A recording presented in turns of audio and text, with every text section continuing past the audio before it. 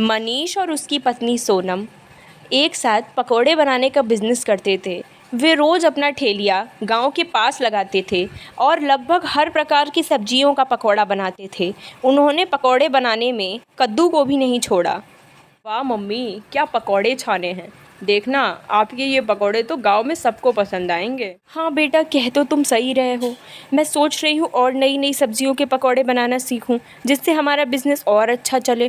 क्योंकि हम जितनी लागत लगाते हैं हमको उतना ही मुनाफा आता है, कुछ अलग से फ़ायदा नहीं मिल रहा है। और चिंता मत करो, सब फ़ायदा मिलेगा।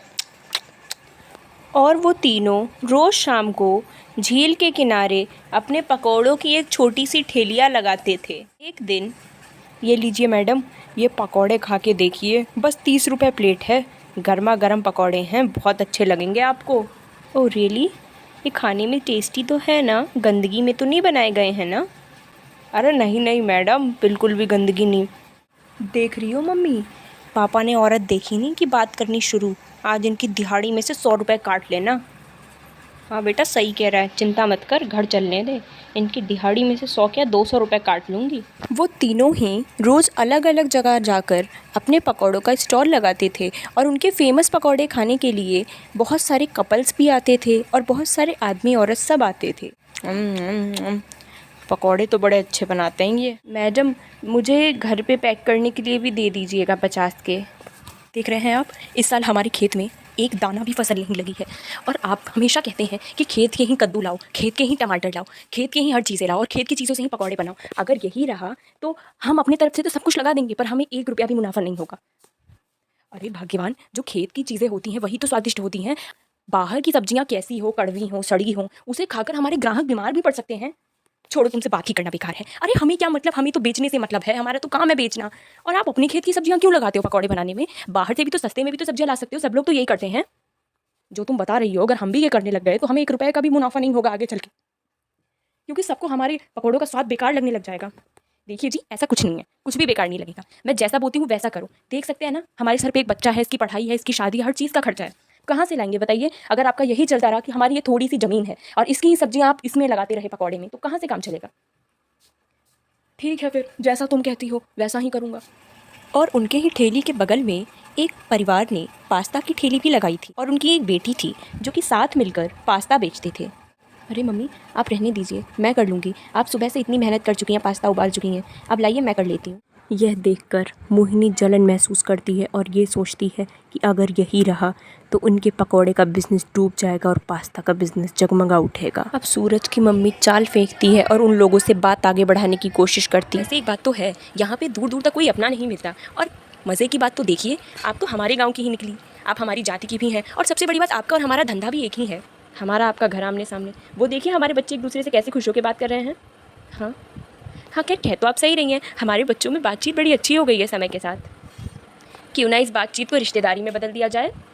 मैं समझी नहीं, आप क्या कहना चाहती हैं? अरे मैं ये कहना चाहती हूँ, देखिए हम लोग पकौड़े बनाते हैं, आप लोग पास्ता बनाते हैं, तो क्यों ना हम लोग एक दूसरे की समधन समधी बन जाएं? मतलब आप चाहती हैं कि हम दोनों के बच्चे एक दूसरे से शादी कर लें? हाँ जी, आपने सही सुना, मैं यही चाहती हूँ। उधर उनके दोनों बच्चों की नज़दीकियाँ बढ़ती जा रही थी। दोनों पूरा दिन एक दूसरे के साथ ही खेलते रहते, एक दूसरे से ही बात करते रहते। देखिए बहन जी, आने वाले साल को हमारा बेटा और आपकी बेटी दोनों 18 साल के हो जाएंगे, तो ऐसा हमारा मानना है कि हमको अपने बेटे और बेटी की शादी करवा देनी चाहिए एक दूसरे से।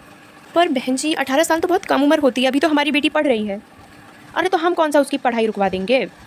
बस आप खुद से सोच के देखिए एक बार, आपका भी बिजनेस, हमारा भी बिजनेस, दोनों का बिजनेस आगे बढ़ेगा। आपकी इकलौती बेटी, हमारा इकलौता बेटा, दोनों साथ में मिलकर काम करेंगे और अपना एक होटल बनाएंगे, फिर उसमें आराम से चलाएंगे। एक दिन दोनों पति पत्नी आपस में बात कर रहे होते हैं। अरे आप खुद से सोचिए, भगवान ने हमारी गरीबी को देखते हुए ही हमें ये मौका मिला है। हमें उनकी लड़की से अपने बेटे की शादी करवाकर इसका भविष्य आगे बढ़ाना चाहिए। और अगर हम ये मौका छोड़ देते हैं तो समझ लीजिएगा कि हम सोने की चिड़िया गंवा रहे हैं। अरे पर अभी हमारा बेटा तो 18 का भी नहीं हुआ, इतनी जल्दी कैसे शादी करवा दें? हाँ, आगे चल के करवा देंगे, अगर तुमको उनकी लड़की पसंद आ गई तो उसी से करवा देंगे, इसमें कौन सी बड़ी बात है?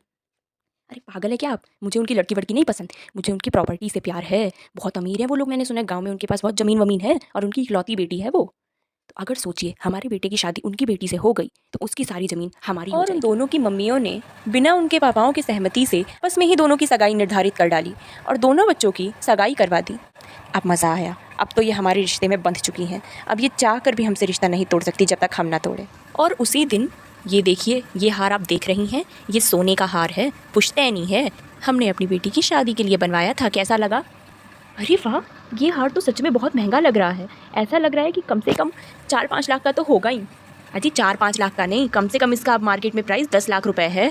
क्या 10 लाख? ये तो बहुत ही महंगा है जी। और उसी दिन मोहिनी अपने पति से कहती है, अरे अब आपको टेंशन लेने की ज़रूरत नहीं है, हम लोग के अमीर होने का सपना हमारा बेटा पूरा करेगा। आप तो बस ये मैगी खाइए मज़े से। भाग्यवान, देखो ये तुमने गलत करा। सबसे बड़ी बात, सगाई जैसी चीज़ बड़ों की उपस्थिति में की जाती है। अरे तो क्या हो गया जी? वैसे भी आपने तो इजाज़त दी ही दी थी कि हम अपने लड़के की शादी उनकी ही लड़की से करवाएंगे। तो आज सगाई करवाएं या कल करवाएं, किसी के सामने करवाएं या पीठ पीछे करवाएं। अब वैसे भी अभी तो हमारे बच्चे छोटे हैं, सगाई हो तो गई। और पता है आपको, उन्होंने हमें एक बड़ा सा सोने का हार दिखाया था, कह रही थी कि 10 लाख का है। सोचिए, वो हार भी उनकी बेटी के साथ हमारा हो जाएगा। भाग्यवान, इतनी लालच करना सही नहीं है। मैं तो कहता हूँ कि हिम्मत से काम करना चाहिए हमेशा। एक दिन मोहिनी किसी काम से उनके घर जाती है और वो देखती है कि परिवार के सारे लोग घेरा बनाकर कुछ ज़रूरी बात कर रहे होते हैं और वो वहीं पे चुपचाप खड़ी होकर उनकी बातें सुनती है। अरे पर ये क्या, कुल इतने से ही पैसे आए हैं? अगर यही रहा तो हमारे गांव की ज़मीन भी बिक जाएगी। आजकल हमें हमारे धंधे में कुछ मुनाफा नहीं हो रहा, आप देख सकते हैं ना, हमें अपने तरफ से लगाना पड़ रहा है। अरे तो हम क्या करें, ऐसे धंधों में कभी घाटा कभी फ़ायदा तो चलता ही रहता है। पर तुम सही कह रही हो, वैसे भी तुम्हारा वो हार गिरवी रखा हुआ है। बताइए, ऐसे दिन आ गए कि मेरा पुश्तैनी हार गिरवी रखना पड़ गया, वो भी चंद पैसों के लिए। अरे तो मैं क्या करूँ भाग्यवान, हमारे ऊपर कर्ज होता जा रहा है हर चीज़ का। ओह अच्छा, तो इनके घर ऐसी नौबत आ गई है कि इनको अपना हार और ज़मीन दोनों बेचनी पड़ी है। एक दिन मोना अपने घर के बाहर खाट डाल के बैठी हुई होती है कि तभी वहाँ सोना की मम्मी अपने हाथ में राज कचौड़ी लेकर आती है। आपकी होने वाली बहू ने आज राज कचौड़ी बनाई है, बोल रही थी सबसे पहले मेरी सासू माँ को खिलाओ। ओह अच्छा, ऐसी बात है। वैसे मैंने भी अभी अभी पकौड़े खाए हैं काफ़ी सारे। चलो ठीक है, रख दूँगी। ये और इनके पापा आएंगे तो खा ही लेंगे। क्या हुआ, कोई बात हो गई क्या भाई साहब जी से? आज आपका मूड थोड़ा कम ठीक लग रहा है। अरे नहीं नहीं, ऐसा कुछ नहीं है। वो आज सुबह ना चंदन का रिश्ता आया था बड़े अमीर घर की लड़की से। उनके पास बहुत ज़्यादा धन दौलत, मोटर गाड़ी, सब कुछ है। ओह ऐसा है, तो आपको उनसे बोल देना चाहिए था कि हमारे बेटे का तो पहले से ही छेका हो गया है किसी और के साथ। हाँ देखते हैं क्या बोलते हैं। आपने तो हमारी बेटी से शादी कराने को बोला था ना? हाँ पर अभी शादी हुई कहाँ है, अभी तो बस सगाई हुई है और वो लोग इतना सारा दहेज दे रहे हैं जिससे हमारे सारे दुख दूर हो जाएंगे। एक दिन बड़ी सुबह ही सुबह वो तीनों बन ठन के अपने घर के बाहर खड़े हुए होते हैं, तभी उनके घर के सामने से एक बड़ी सी कार आती है और उनके घर के पास आके रुक जाती है। उस कार में से एक मॉडर्न सी औरत बाहर निकलती है और बोलती है, यस यस यस, वो 5 लाख का बिल फाइनल कर दो। एक्चुअली आज मैं बिज़ी हूँ, तो आप मेरे हस्बैंड से ही इस बारे में डिस्कस कर लेना। ये तो बहुत अमीर लगती हैं। नमस्ते जी नमस्ते। और आपको ये गांव के एरिया में आने में कोई प्रॉब्लम तो नहीं हुई? अरे नहीं नहीं, in fact I love that village areas, मुझे कोई प्रॉब्लम नहीं हुई। ये मेरी बेटी है, मेरी इकलौती बेटी है, ये बहुत लाड प्यार से पाला है मैंने इसको।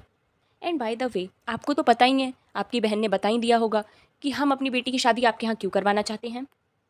हाँ जी, वो तो मेरी बहन ने मुझे बता दिया था कि आप क्यों करवाना चाहती हैं। ये सब सोना की मम्मी दूर खड़े होकर देख रही थी। सोना की मम्मी दरवाजे की तरफ खड़े होकर देखती हैं कि एक उनकी बेटी की उम्र की ही लड़की लाल चुन्नी में बैठी हुई होती है और वो कहती है, वाह देखो मेरी होने वाली बहू कितनी सुंदर लग रही है। तभी सोना की मम्मी गुस्से से अंदर आती और कहती है, ये आप क्या कह रही हैं? रोका? कैसा रोका? आपने तो हमसे ये बोला था कि आप अपने बेटे की शादी हमारी बेटी से करवाएंगे और आपने सगाई भी करवाई थी। अरे तो मैंने कल आपसे बताया नहीं कि पहले आप अपनी ज़मीन तो छुड़वा लीजिए, और हमारे बेटे के लिए बहुत अमीर घर से रिश्ते आ रहे थे, मैंने आपसे बताया नहीं क्या? अरे पर आपने अपनी और हमारी बेटी की सगाई करवाई है, कम से कम उस बारे में तो सोच लेती। अरे रहने दीजिए, पहले जाके आप अपनी ज़मीन छुड़वाइए, उसके बाद ये सब सोचिए। एक रोज़ पंडित बुला के उन दोनों की शादी उसी महीने के अंदर करवा देते हैं। वैष्णवी ने शादी होते ही तुरंत लहंगा उतार दिया और नॉर्मल स्कर्ट पहन के ही विदा हो गई। वो सूरज के घर को बार बार देखती है। तभी सूरज की मम्मी कहती हैं, ये देखो वैष्णवी, ये आरती की थाल मैंने तुम्हारे लिए सजाई है, अब मैं आरती उतार लूँ और यही है तुम्हारा घर। कम ऑन मम्मी, क्या मजाक कर रही हो? ये कबाड़ खाना घर है कोई? ऐसी जगह पे तो भैंस भी नहीं बंधती। अरे बेटा, ये तुम क्या कह रही हो? ये तुम्हारे ससुराल है, तुम्हें ऐसा नहीं कहना चाहिए, गलत बात होती है। ओ कम ऑन मॉम, आज तक मेरी मम्मी ने मुझसे ऐसा नहीं बोला और आप ऐसा बोल रही हैं। मेरी जो मर्ज़ी मैं वो बोलूँगी, मैं अपनी मर्ज़ी की मालिक हूँ। और ये शादी करना भी मेरी एक मजबूरी है। इसको आप कभी ये मत समझना कि मैंने अपनी मर्जी से की है। नवी चलते चलते किचन में आती है जहाँ वो दोनों पहले से बैठे हुए होते हैं और बोलती है, हे मॉम, मुझे बहुत तेज़ भूख लग रही है, ये बता दीजिए किचन कहाँ पर है। बेटा यही तो है किचन, और ये देखो आज मैंने तुम्हारे लिए गर्मा गर्म नूडल्स बनाए हैं। तुम्हारी मम्मी ने बताया था कि तुम्हें नूडल्स बहुत पसंद है। हाँ हाँ बेटा, जल्दी से हाथ मुँह धोकर आओ और हम सब साथ में बैठ के खाएंगे। आप पागल वागल हो गए क्या? ये किचन है? ये तो ऐसा लग रहा है कोई तबेला हो, और यहाँ पे मैं खाना खाऊंगी? छी छी, बिल्कुल भी नहीं। एक बड़ी सी स्कॉर्पियो उनके गांव की तरफ तेजी से बढ़ते हुए आती है। वो स्कॉर्पियो रंजनी के घर के सामने रुकती है। तभी सूरज की मम्मी सोचती हैं, इतनी बड़ी स्कॉर्पियो इनके घर के सामने क्यों रुकी हुई है? आखिर चक्कर ही क्या कि वहाँ तो इंगेजमेंट चल रही होती है। कुछ भी कहिए, आपकी बेटी तो बहुत सुंदर है, हम पे तो इंतजार नहीं होता कब बहू बनाएंगी आप। तभी सूरज की मम्मी चुपचाप उनके गेट के बाहर खड़ी होकर देखती हैं। सूरज की मम्मी वहाँ गेट पे चिपक के क्या देख रही हैं? अंदर आइए। अंदर आती हैं और पूछती हैं, अरे आप बेटी की शादी कर रही हैं और आपने बताया नहीं? आखिर कब तक हमारी बेटी कुंवारी बैठी रहती है? आपके बेटे ने भी तो शादी कर ली और अब इसकी भी उम्र 18 से ऊपर हो गई है, तो इसकी भी शादी करवा रहे हैं। वैसे मिलिए मेरे दामाद से, ये बहुत बड़े बिजनेस के मालिक है। ये लोग 1 रुपया नहीं मांग रहे हैं दहेज में। बहुत अच्छी बात है जी, करवा दीजिए शादी। वैसे हमें भी बहुत सारे रुपए मिले हैं, क्या ही बताएं हमारी बहू कितने अमीर खानदान से है। अच्छा, जब भी उस दिन आपके घर से बहुत ज़्यादा लड़ाई की आवाज़ आ रही थी ना? अरे मैं आज सुबह सुबह पड़ोसी के घर देख कर आई जिससे हमारी बेटे का रिश्ता पक्का हो रहा था। उनकी बेटी का रिश्ता पक्का तो एक बहुत ही अमीर लड़के से हो रहा है। हमारे ही पल्ले ये पड़नी थी जो कि हमारे पकौड़े बनाने के बिजनेस में भी मदद नहीं करती। मैंने तुमसे पहले क्या बोला था, इतनी लालच करना सही नहीं है। वही लड़की हमारे घर के लिए सही थी, अब तक हमारा बिजनेस आगे बढ़ता और तुम्हें मेहनत भी नहीं करनी पड़ती, तुम्हारी हर चीज़ में हाथ बटाती। लेकिन नहीं, तुम्हें तो अमीर घर की लड़की चाहिए थी। अब देखो, पैसे तो जो इन्होंने दहेज में दिए थे सारे ख़त्म हो गए, पर हमेशा के लिए ये मिल तो गई। आप शायद सही कह रहे हैं, उस टाइम ही मुझे सोचना चाहिए था। ये देखो हम लोग खाना बना रहे हैं और ये सोई पड़ी है महारानी।